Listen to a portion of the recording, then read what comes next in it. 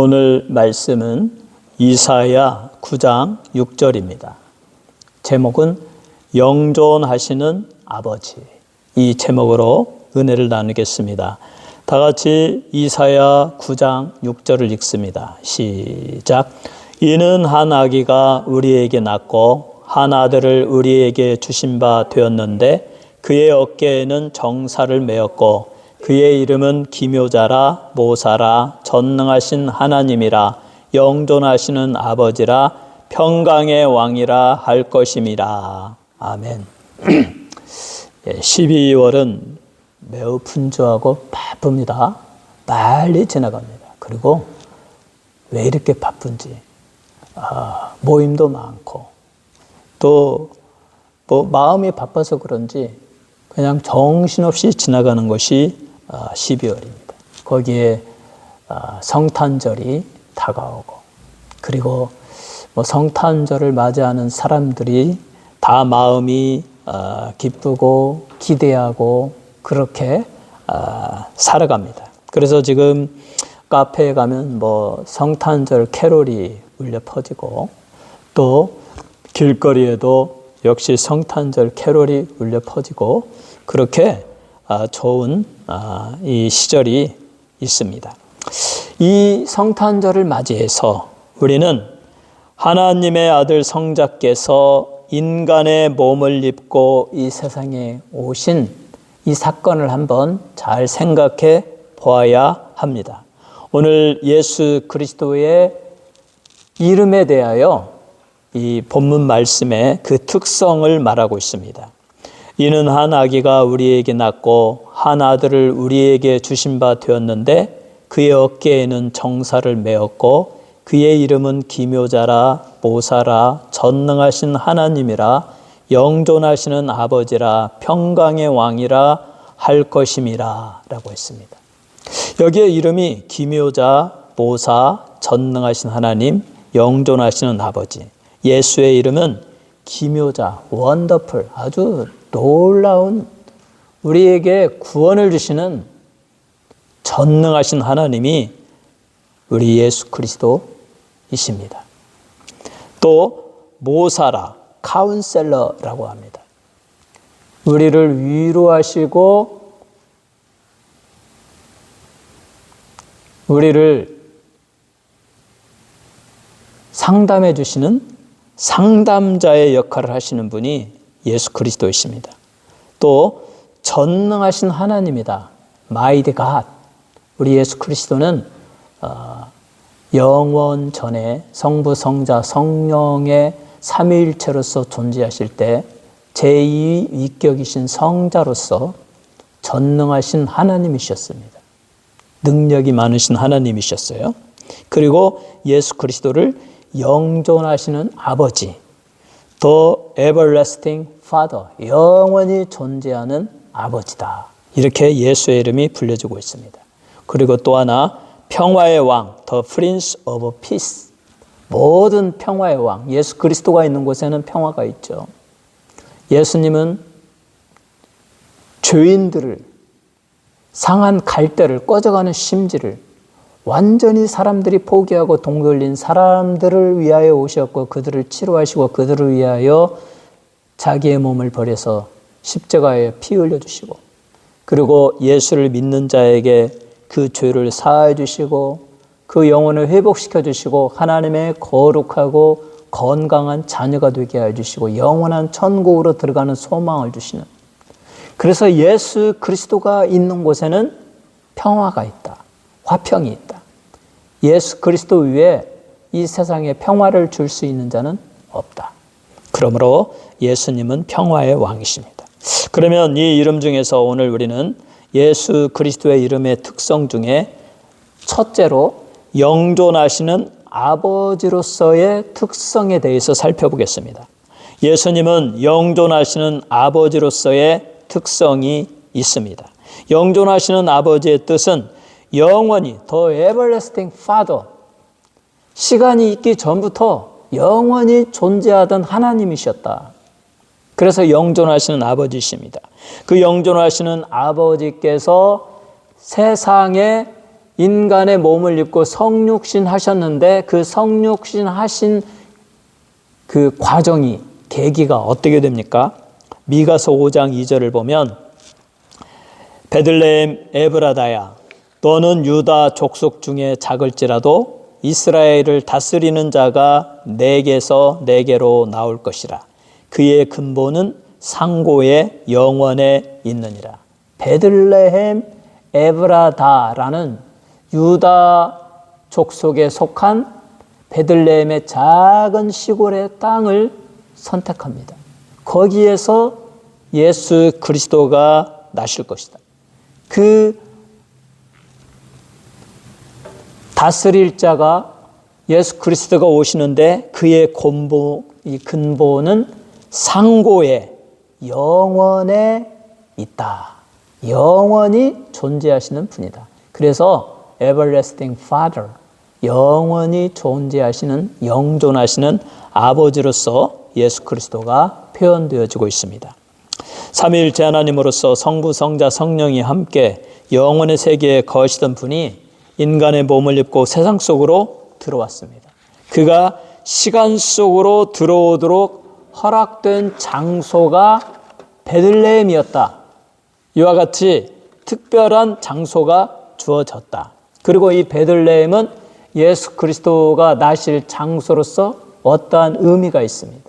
이 베들레헴은 야곱이 사랑했던 이스라엘 12부족의 12족속의 아버지인 야곱이 사랑했던 그의 아내 라헬이 첫째 아들을 하나님 은혜로 요셉을 낳아서 잘 기르고 이제 둘째 아들을 임신했는데 그 아들을 낳고 죽었습니다.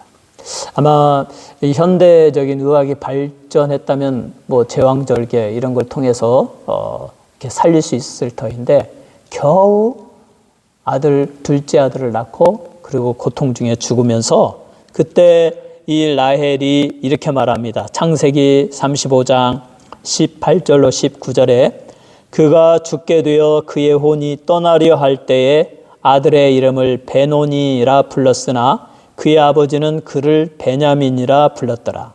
라헬이 죽음에 에브랏 곧 베들레헴 길에 장사되었고. 이 베노니하고 죽었는데 이 베노니는 내 슬픔의 아들이여, 내 슬픔의 아들이여, 나의 아들아, 내가 너를 낳다 죽고 너를 젖도 못 먹이고 그렇게 되는구나 하고 슬퍼하며 죽었다. 슬픔의 아들이다. 이스라엘이 야곱으로부터 나온 이름이잖아요. 원래 야곱이었는데 그 하나님께서 너의 이름을 다시는 야곱이라 부르지 말고 이스라엘이라 부르도록 하라. 그러니까 이스라엘의 시조죠. 왕조죠. 하나님의 축복을 받은 사람인데 그와 같은 야곱의 아내조차 야곱이 특별히 사랑했던 라헬도 둘째 아이 낳다 죽었다. 우리 하나님의 축복받은 백성도 고통이 임하고 슬픔이 임합니다. 죽음이 임하고 질병이 임해요.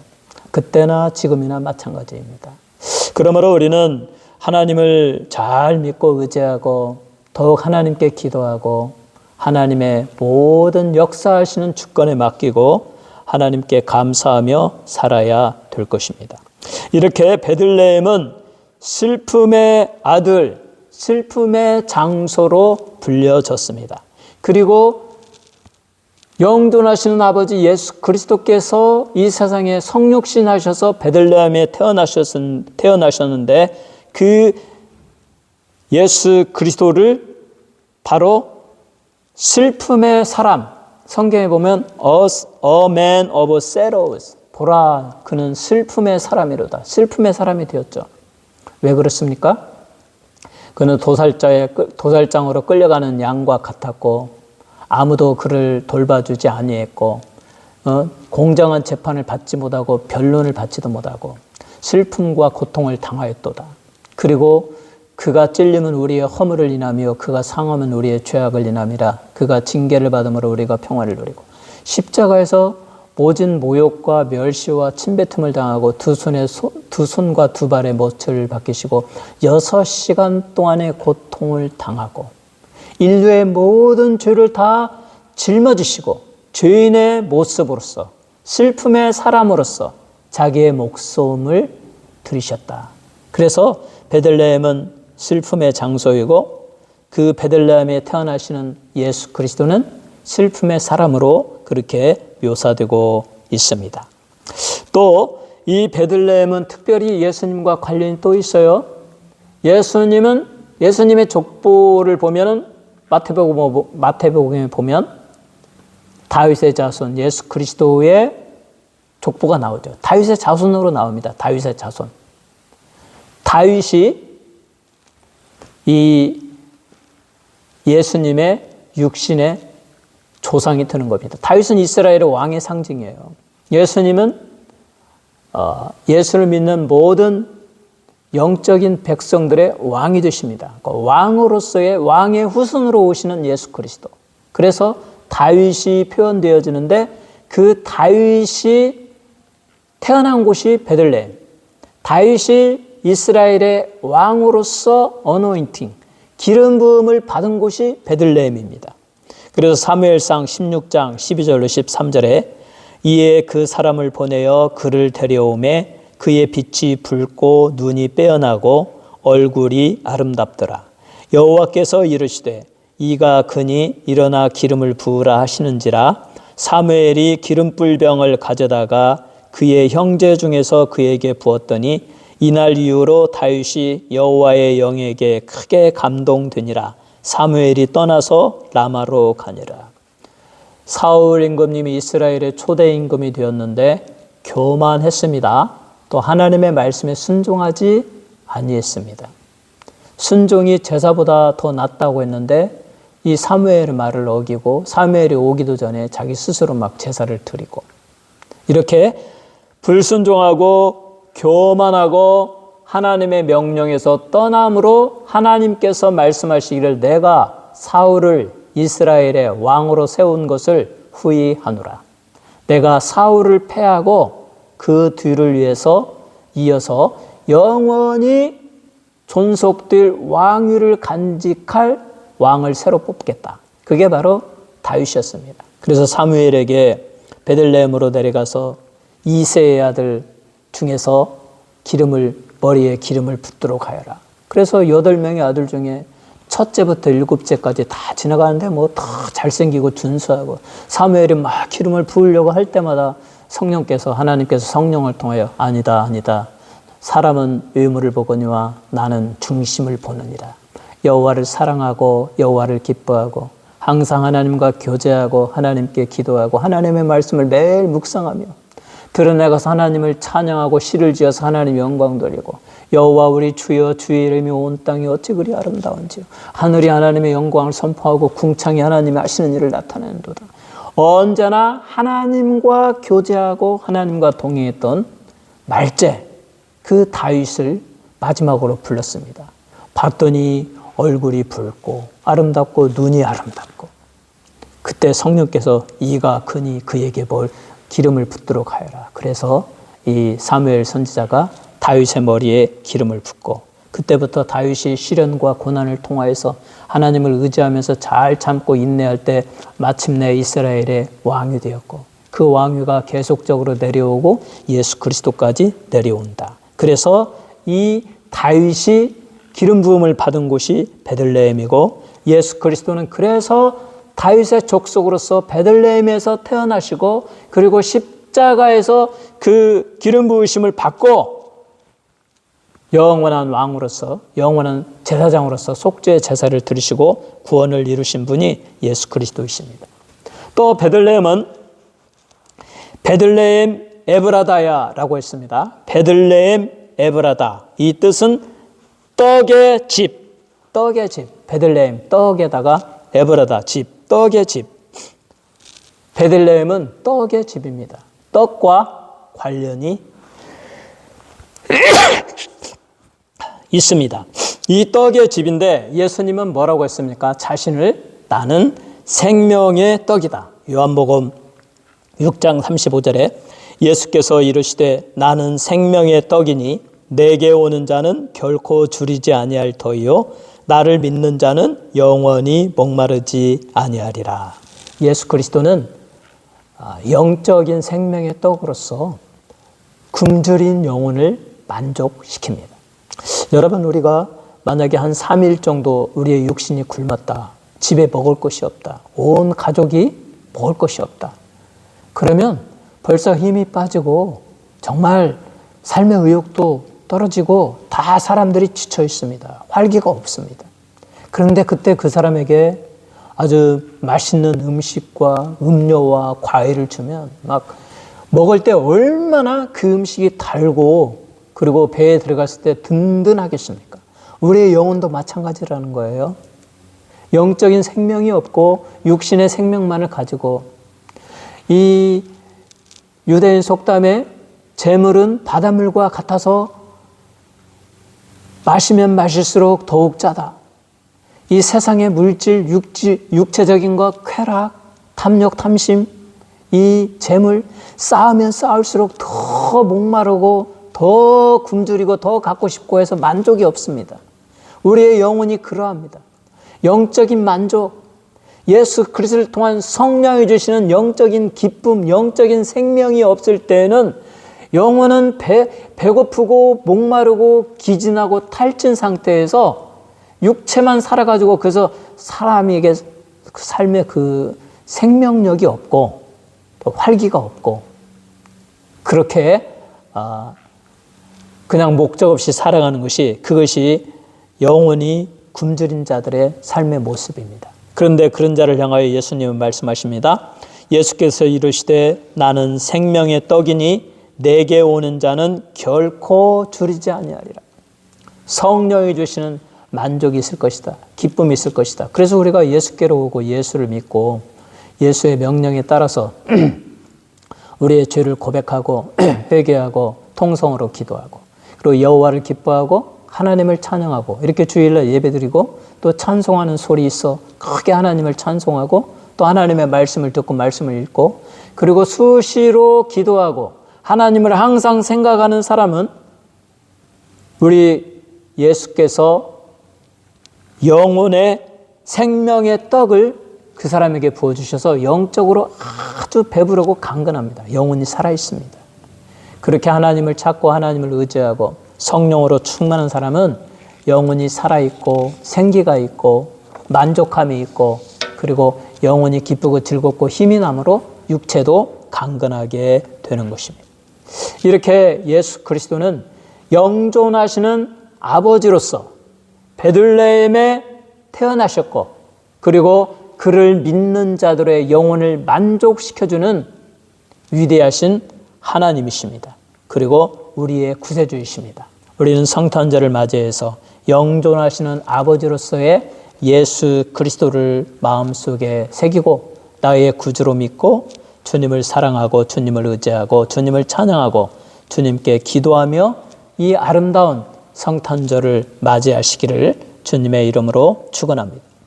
두 번째로, 영존하시는 아버지가 자신을 시간에 복종시키셨습니다. 영존하시는, 영원히 존재하는 everlasting one이 어떻게 영원의 세계에서 시간적인 세계로 와가지고 시간의 제약을 받는가? 시간의 제약을 받지 않고 영원의 세계에 있을 때는 영원히 존재했습니다. 영원히 변치 않습니다. 그런데 시간 속으로 시간에 복종하며 들어올 때 그는 베들레헴이라는 한 장소에서, 그것도 요셉의 아내 마리아라는 그 처녀를 통하여서 그 뱃속을 통해서 성령으로 잉태하고, 그리고 베들레헴 마구간이라는 장소에 제약을 받으면서 거기에 태어났고, 그리고 시간의 제약을 받으면서 사람과 똑같이 나이를 먹고 자라고 30세, 33세가 되던 해에 자기의 몸을 들여서 십자가에서 영원한 속죄의 제사를 드리셨다. 영존하시는 아버지께서, 영원자께서 세상 속으로 들어오시고 시간 속으로 들어오시고 시간의 복종을 받게 되었다. 그래서 빌립보서 2장 6절로 8절에 이렇게 말합니다. 그는 근본 하나님의 본체시나 하나님과 동등됨을 취할 것으로 여기지 아니하시고 오히려 자기를 비워 종의 형체를 가지사 사람들과 같이 되셨고 사람의 모양으로 나타나사 자기를 낮추시고 죽기까지 복종하셨으니 곧 십자가에 죽으심이니라. 그는 하나님과 근본 본체이시다. 하나님의 본체이시다. 하나님과 동등됨을 취할 것으로 여기지 아니하시다. 영존하시는 아버지, 에버래스팅 원, 영원히 존재하시는 분이므로 하나님과 근본 본체이셨다. 한 몸이셨다. 그러나 동등됨을 취할 것으로 여기지 아니하시고 오히려 자기를 비워 종의 형체를 가지사 사람들과 같이 되셨고 시간 속으로 들어오셨고 사람의 모양으로 나타나사 자기를 낮추고 사람과 같이 살다가 자기가 죽기까지 복종하신 분이 예수 그리스도, 영존하시는 아버지이셨다. 어떻게 복종했습니까? 누가복음 2장 4절로 7절에 요셉도 다윗의 집 족속이므로 갈릴리 나사렛 동네에서 유대를 향하여 베들레헴이라 하는 다윗의 동네로 그 약혼한 마리아와 함께 호적하러 올라가니 마리아가 이미 잉태하였더라. 거기 있을 때에 해산할 날이 차서 첫 아들을 낳아 강보로 싸서 구유에 누웠으니 이는 여관에 있을 곳이 없음이라. 영존하시는 아버지는 특별한 장소에서 특별한 시간에 인간의 모습으로 태어나셨다. 바로 시간에 자기를 복종하시는 것이 이 사건이에요. 마리아라는 처녀의 몸을 통해서, 그것도 특별히 베들레헴이라는 장소에서, 그것도 천하고 낮은 마국간에서. 그래서 위대한 것입니다. 낮은 자리에서 오신 높고 귀한 영존하시는 아버지께서, 그래서 인간의 모든 약함, 죄인들, 연약함들, 낮은 자들, 천한 자들을 다 품으시고 그들을 이해하고 그들을 다 받으시고 그들에게 복음을 심어주셔서 그들을 회개하고 하나님의 자녀가 되어서 건강하고 든든하고 소망 가운데 살아가게 하고, 그리고 백인이나 흑인이나 높은 자나 낮은 자나 황색인이나 그 누구에도 차별하지 아니하시고 누구나 다 받으시는 예수 그리스도 안에는 차별이 없습니다. 유대인이나 헬라인이나 이방인이나 차별이 없고 오직 예수를 나의 구주로 믿고 심령이 가난한 자가 되어 눈물을 흘리며 자기의 죄를 고백하고 나는 죄인입니다. 예수여, 내가 예수를 믿습니다. 나의 죄를 사하시고 나를 구원하여 주시고 나의 구주가 되옵소서라고 고백하는 자마다 그들이 어떠한 사람이든지 어떠한 낮은 자이든지 어떠한 높은 자이든지 어떠한 가난한 자이든지 어떠한 부자이든지 어떠한 사람이라 할지라도 주님은 차별하지 아니하시고 상한 갈대와 꺼져가는 심지를, 상한 갈대를 꺾지 아니하시고 꺼져가는 심지를 마저 끄지 아니하시고 그것들을 다시 싸매고 다시 치료하여서 건강하고 영적으로 하나님의 축복받고 아브라함의 자손으로서 영원한 천국 시민이 되게 하시는 분이 예수 그리스도이시다. 이게 바로 영존하시는 아버지께서 시간 속으로 자기를 복종시킨 이유이다. 그러므로 히브리서 7장 25절에 말합니다. 그러므로 자기를 힘입어 하나님께 나아가는 자들을 온전히 구원하실 수 있으니 이는 그가 항상 살아계셔서 그들을 위하여 간구하심이로다. 영존하시는 아버지께서 시간 속으로 들어와서 인간의 몸을 입고 인간과 같이 드셨고 인간의 모습으로 살으셨고 그리고 인간을 대신하여서 영원한 속죄의 제사를 드리신 예수 그리스도는 그러므로 누구든지 예수를 믿는 자마다 그 사람을 이해하고 그 사람의 연약함을 알고 그 사람의 죄악의 그 심각함을 알고 예수 그리스도께서 그것들을 다 해결하여 주신다. 죄를 사하여 주시고 육체의 질병을 고쳐주시고 마음의 상처를 치유해 주시고 그리고 누구든지 예수를 믿는 자마다 구원함을 얻도록 그가 항상 살아계셔서 그들을 위하여 아버지 보좌 우편에 앉으셔서 중보의 기도를 드려주신다. 영존하시는 아버지 예수 그리스도께서 시간에 복종한 이유이다. 우리는 그러므로 이 예수를 의지하여 낙심하지 말고 오직 믿음으로 우리의 모든 연약함, 우리의 모든 나약함, 또 나의 그 실수, 좌절, 실패 이것들을 다 예수께 내어놓고 주님만을 바라보면서 하나님의 구원받은 백성으로서 거룩하게 기쁘고 즐겁고 감사하며 승리하는 인생을 다 살아가시기를 주님의 이름으로 축원합니다. 세 번째로 영존하시는 아버지께서 시간에 복종함으로 영원한 생명을 가져오셨다. 영존하시는 아버지께서 인간의 몸을 입고 성육신 하셔서 인간과 같이 되셨습니다. 영원한 자가 시간 속으로 들어오셔서 시간의 제약을 받으셨습니다. 특별한 때에 육신의 몸을 입고 태어났으며 인간과 똑같이 살다가 십자가에서 고통을 받으며 고통 속에 죽으셨습니다. 이러한 시간의 제약을 받고 시간에 복종하심으로 그를 믿는 자마다 영생을 얻게 하셨다. 시간의 제약을 받는 자에게 영원한 생명을 제공하시는 분이 영존하시는 아버지시다. 그래서 시간의 제약을 받고 시간 속으로 들어온 것이다. 예수님이 시간의 제약을 받고 인간의 모습으로 십자가에서 속죄의 제사를 드리고 그리고 죽으셨을 때, 그리고 무덤에 갇히셨을 때 영원하신 전능하신 성부 하나님께서는 성령을 통하여 그 예수 그리스도를 3일 만에 다시 살리시고 하늘로 올리우시고 하나님의 보좌 우편에 앉아 계시고 부활의 첫 열매가 되게 하셨으므로 누구든지 이 예수를 믿는 자마다 다시 시간의 제약을 받지 않고 영원한 생명으로 거듭나게 되는, 다시 태어나게 되는 그 놀라운 축복을 열어주셨다. 이게 바로 예수님이 시간 속으로 들어온 이유입니다. 우리는 시간의 제약을 받습니다. 태어나고 자라고 늙고 병들고 생로병사의 과정을 겪습니다.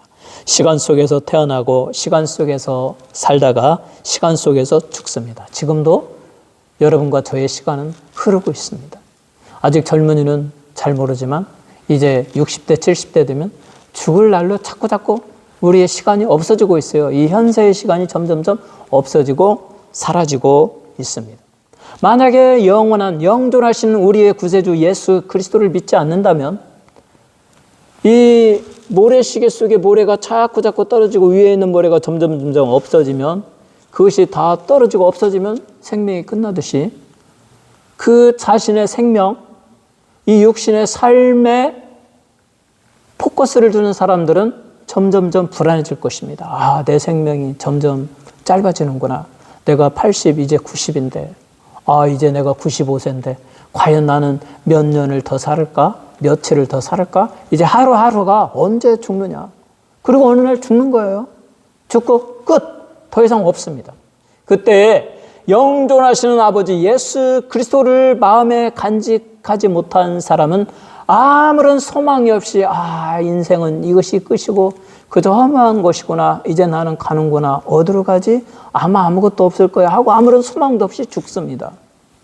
그런데 죽은 다음에 거기에 하나님의 말씀대로 천국과 지옥이 있고, 영원하신 하나님, 우리의 구세주 예수 그리스도의 그 영원한 그 왕국, 그 새 예루살렘 성이 있고, 그리고 성경 말씀대로 영원히 뜨거운 유황불로 펄펄 끓는 지옥불이 있고, 사탄들이 거기에서 고통받으며 그 사탄과 함께 떨어지는 그 죄인의 모습이 된다면 그때는 정말 비참한 것이고 돌이킬 수 없는 것입니다.